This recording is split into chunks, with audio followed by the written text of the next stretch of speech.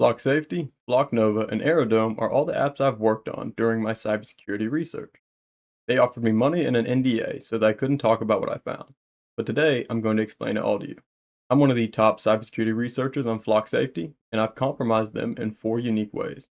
Quick disclaimer, all cybersecurity research is done for public safety, for the company itself, and for the people whose data is in their system, which is almost all of America. All of these vulnerabilities were reported to Flock. I explained how to fix them, and they were ameliorated before I recorded and published this video.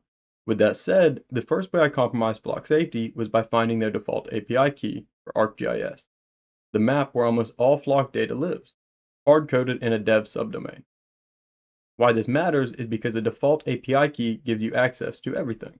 This means anything on the FlockOS map, such as live officer locations from over the 5,000 police departments they serve, 911 transcripts, PII of everyone who's ever registered a Flock camera, every camera, audio detector, or drone's precise location and device data, and ultimately alerts for peoples and vehicles, which they boast scanning over 20 billion a month of. One thing I couldn't 100% confirm was if I could add alerts for a license plate to the map, like their hot list. But if I could, they would have been on the same alert list as murderers, carjackers, and thieves. Flock Safety hard-coded this API key 53 times, meaning anyone that found it before me had the same access I did. Access to the heartbeat of our nation.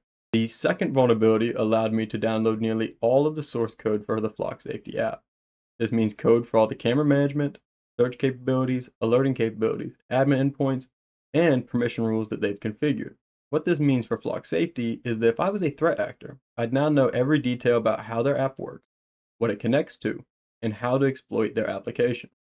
The reason I could download all this is because on their dev subdomain, their app authenticated at the wrong layer, meaning before a login redirect, they served all the client-side JavaScript bundles that are typically hidden until after you log in. Most companies will hide dev behind a VPN so that random people can't access it, but they failed to do so. The third vulnerability was because of the same issue, but much worse. It was still leaking source code, but this time it also served another API key for their ArcGIS map, but with less permissions than the first one. When I went to dev-planner.flocksafety.com, it would redirect me to log in, but not before minting an API token that allowed me to see every one of their 280,000 device locations around the world. I tested this on both dev and prod, where the vulnerability was present in both.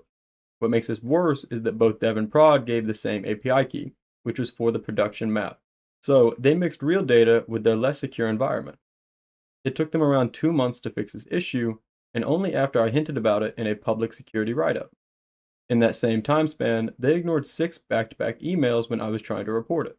The final vulnerability is for FlockNova, their people investigation platform, built on the slogan "Search once, see everything."